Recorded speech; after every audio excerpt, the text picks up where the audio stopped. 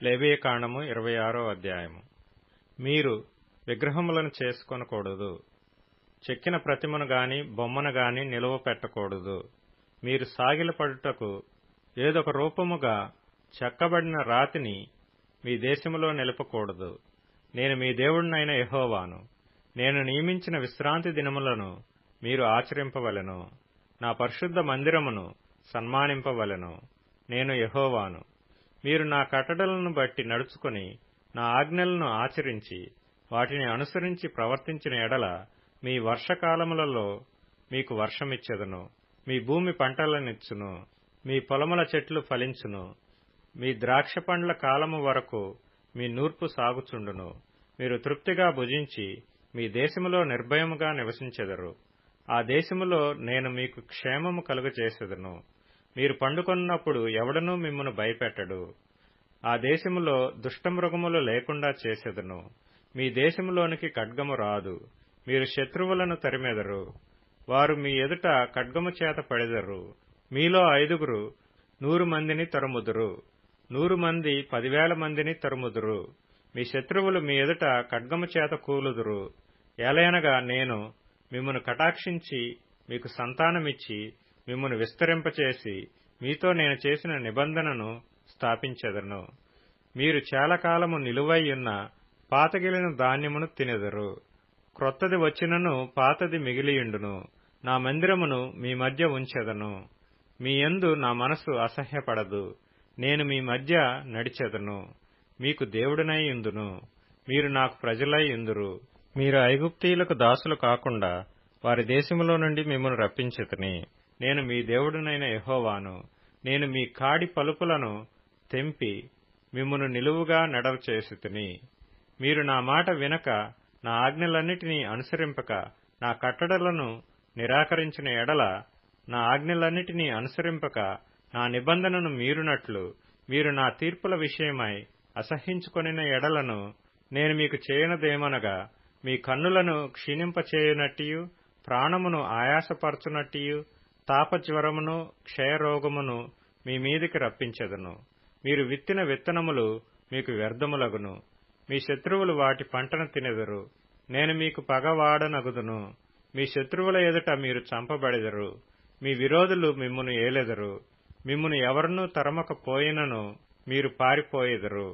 ఇవన్నీయు సంభవించినను మీరింకా నా మాటలు వినని ఎడల నేను మీ పాపములను బట్టి మరి 7 మిమ్మును దండించెదను. మీ బల గర్వమును భంగపరచి ఆకాశము ఇనుము వలెను భూమి ఇత్తడి వలెను ఉండచేసెదను. మీ బలము ఉడిగిపోవును. మీ భూమి ఫలింపకుండును. మీ దేశ వృక్షములు ఫలమీయకుండును. మీరు నా మాట విననొల్లక నాకు విరోధముగా నడిచిన ఎడల నేను మీ పాపములను బట్టి మరి 7 మిమ్మును బాధించెదను. మీ మధ్యకు అడవి మృగములను రప్పించెదను. అవి మిమ్మును సంతానరహితులుగా చేసి మీ పశువులను హరించి మిమ్మును కొద్దిమందిగా చేయును. మీ మార్గములు పాడైపోవును. శిక్షల మూలముగా మీరు నా ఎదుట గుణపడక నాకు విరోధముగా నడిచిన ఎడల నేను కూడా మీకు విరోధముగా నడిచెదను. మీ పాపములను బట్టి ఇక 7 మిమ్మును దండించెదను. మీ మీదికి ఖడ్గమును రప్పించెదను. అది నా నిబంధన విషయమై ప్రతిదండన చేయును. మీరు మీ పట్టణములలో కూడియుండగా మీ మధ్యకు తెగులును రప్పించెదను. మీరు శత్రువుల చేతికి అప్పగింపబడెదరు.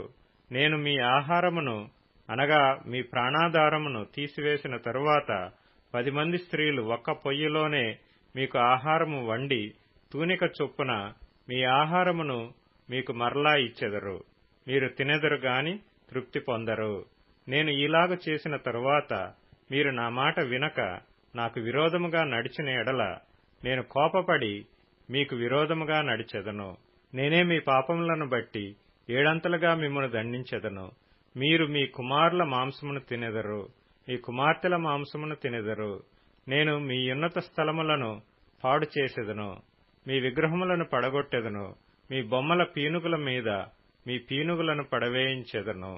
నా మనస్సు మీ యందు అసహ్యపడును. నేను మీ పట్టణములను పాడు చేసెదను. మీ పరిశుద్ధ స్థలములను పాడు చేసెదను.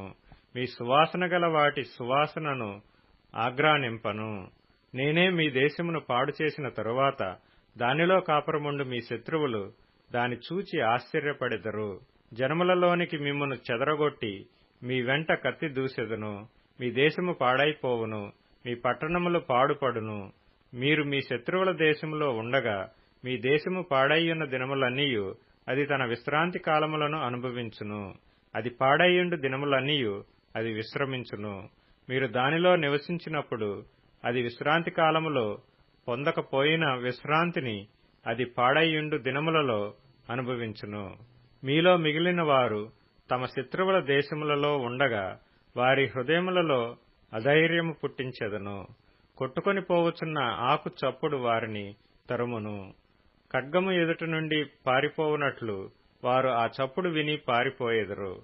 తరుమువాడు లేకయే పడెదరు.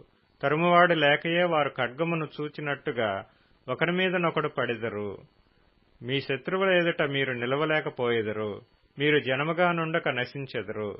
మీ శత్రువుల దేశము మిమ్మును తినివేయను. మీలో మిగిలిన వారు మీ శత్రువుల దేశములలో తమ దోషములను బట్టి క్షీణించిపోయెదరు. మరియు వారు తమ మీదికి వచ్చిన తమ తండ్రుల దోషములను బట్టి క్షీణించిపోయెదరు.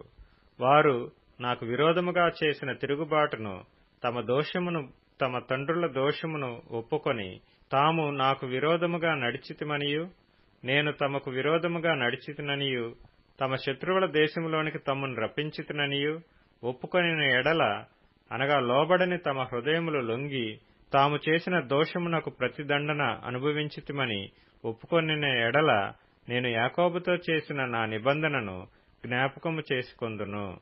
నేను ఇస్సాకుతో చేసిన నా నిబంధనను, నేను అబ్రహాముతో చేసిన నా నిబంధనను జ్ఞాపకము చేసుకొందును. ఆ దేశమును కూడా జ్ఞాపకం చేసుకొందును. వారి చేత విడువబడి వారు లేనప్పుడు పాడైపోయిన వారి దేశమును తన విశ్రాంతి దినములను అనుభవించును. వారు నా తీర్పులను తిరస్కరించి నా కట్టడలను అసహ్యించుకొనిరి. ఆ హేతువు చేతనే వారు తమ దోషశిక్ష న్యాయమని ఒప్పుకొందురు.